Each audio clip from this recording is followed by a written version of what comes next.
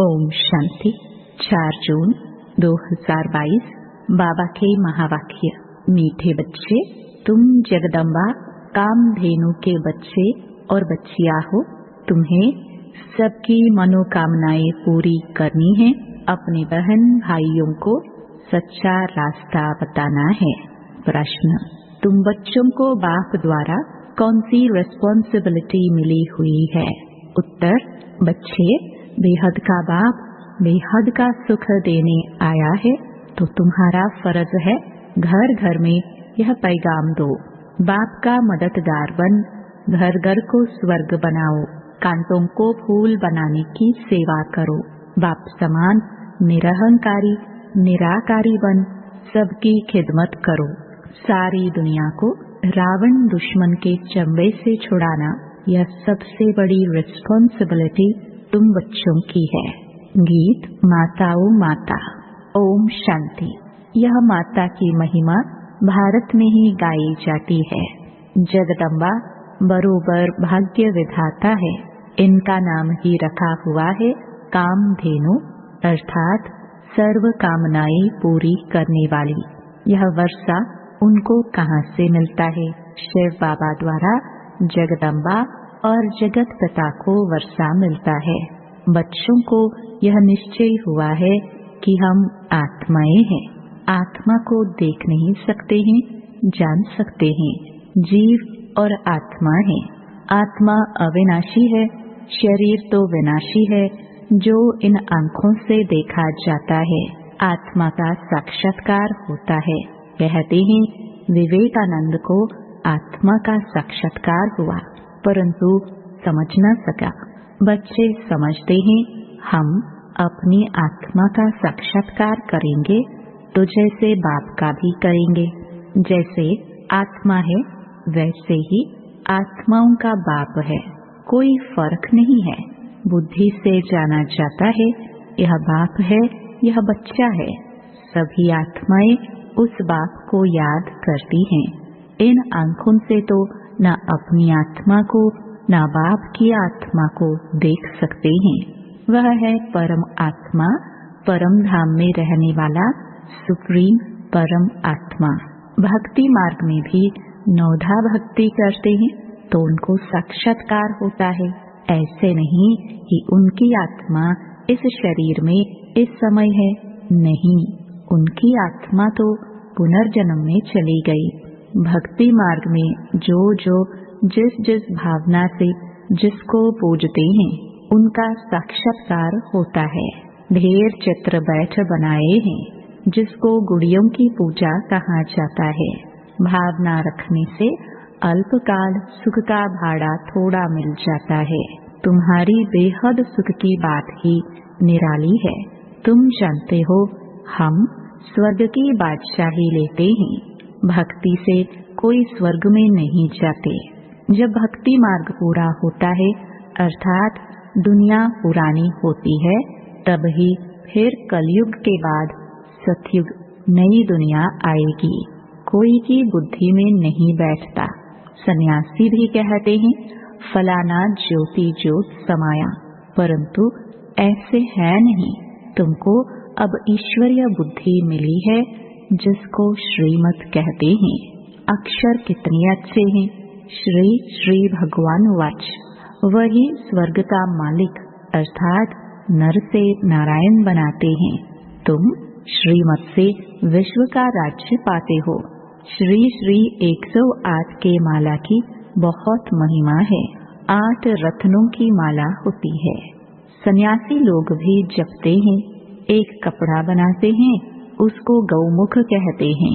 अंदर हाथ डाल माला फेरते हैं।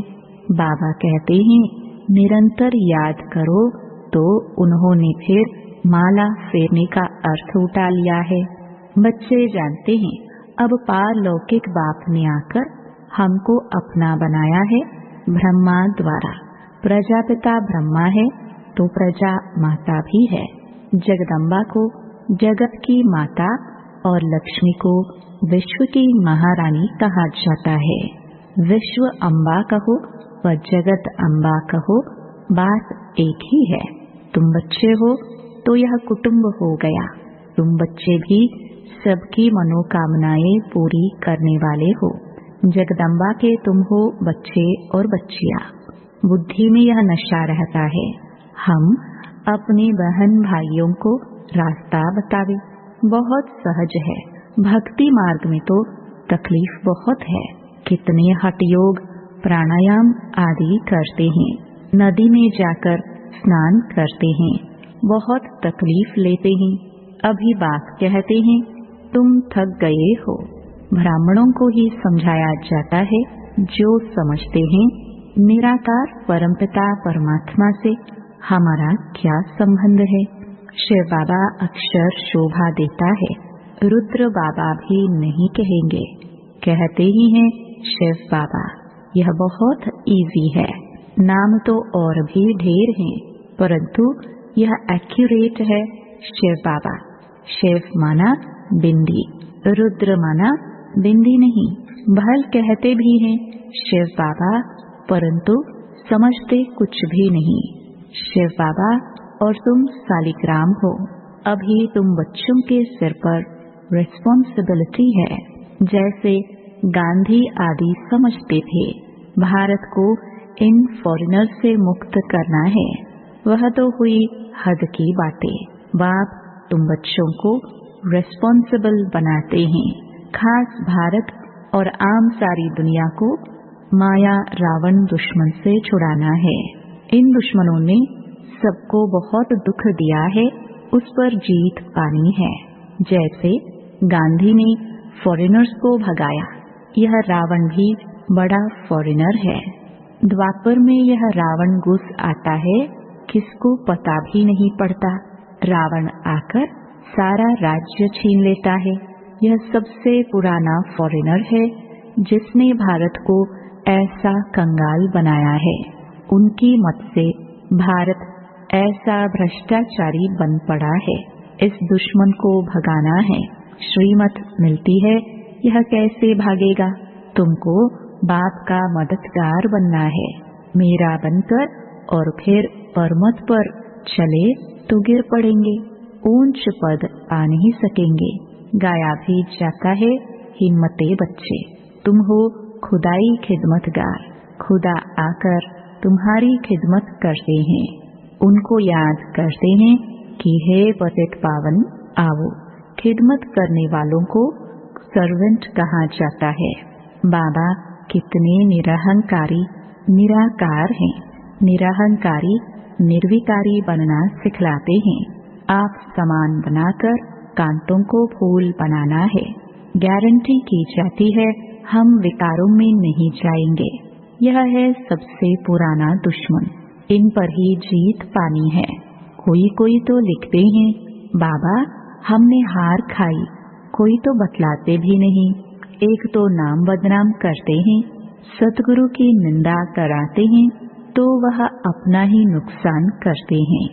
तुम बच्चे जानते हो, अभी हम शिव बाबा के पोत्रे पोत्रियां हैं। प्रजापिता ब्रह्मा के बच्चे हैं। ब्रह्मा भी वर्षा शिव बाबा से लेते हैं, तुम भी उनसे लेते हो। बच्चे जानते हैं बाबा से कल्प पहले वर्षा लिया था। आत्मा समझती है, आत्मा ही एक शरीर छोड़ दूसरा लेती है। शरीर का नाम पड़ता है। शिव बाबा तो सिर्फ नॉलेज देने लिए लोन लेते हैं। शिव भगवानुवाच ब्रह्मा के तनु द्वारा, बाकी जास्ती बातों में जाने की दरकार नहीं है। आत्मा निकल जाती है, फिर क्या होता है, कैसे आती है, इन बातों में भी जाने से कोई फायदा नहीं। यह तो साक्षात्कार है। जो कुछ भी होता है साक्षात्कार है। सूक्ष्म वतन का रास्ता अभी खुला हुआ है। बहुत जाते आते हैं, इसमें ज्ञान योग की कोई बात नहीं है।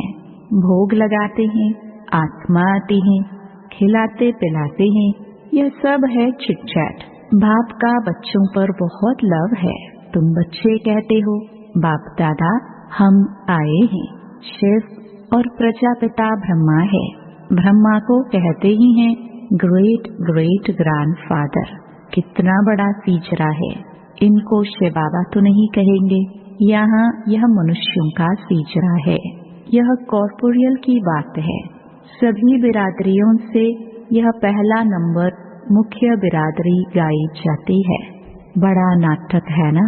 अब बच्चे अच्छी रीति समझते हैं, कोई नहीं भी समझते होंगे, इतना तो समझते होंगे बरोबर शिव बाबा सबका बाप है। वर्षा मिलना है दादे से, इनको भी उनसे मिलता है। अच्छा, ब्रह्मा को भी भूल जाओ, सगाई हो गई, बाकी क्या। फिर दलाल को याद नहीं किया जाता। यह दलाल है, सगाई कराते हैं, कहते हैं हे बच्चे आत्माओं से बात करते हैं। आत्मा याद करती है, बाबा आकर हमको पावन बनाओ। बाबा कहते हैं मुझे याद करो तो तुम पावन बनते जाएंगे, और कोई उपाय नहीं है। शांति धाम से फिर तुमको स्वर्ग में भेज देंगे। यह है पियर घर, वह है ससुर घर। पियर घर में जेवर आदि नहीं पहनते हैं, कायदा नहीं है। यह तो आजकल फैशन हो गया है। इस समय तुम जानते हो, हम ससुर घर जाकर यह सब पहनेंगे। शादी के समय कन्या का पहले सब उतार देते हैं, पुराने कपड़े पहनते हैं। तुम जानते हो बाबा हमको श्रृंगार रहे हैं ससुर घर ले जाने लिए। ससुर घर में 21 जन्म हम सदा के लिए रहेंगे। हाँ, उसके लिए पुरुषार्थ करना पड़े, पवित्र रहना पड़े। गृहस्थ व्यवहार में रहते कमल फूल समान रहना है। यह अंतिम जन्म है। बाप समझाते हैं पहले अव्यभिचारी सतो प्रधान भक्ति थी, अब तमो प्रधान हो गई है।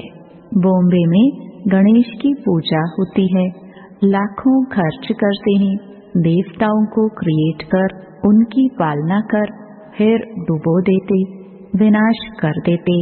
अभी तुम बच्चों को वंडर लगता है। तुम समझा सकते हो यह क्या रस्म रिवाज है।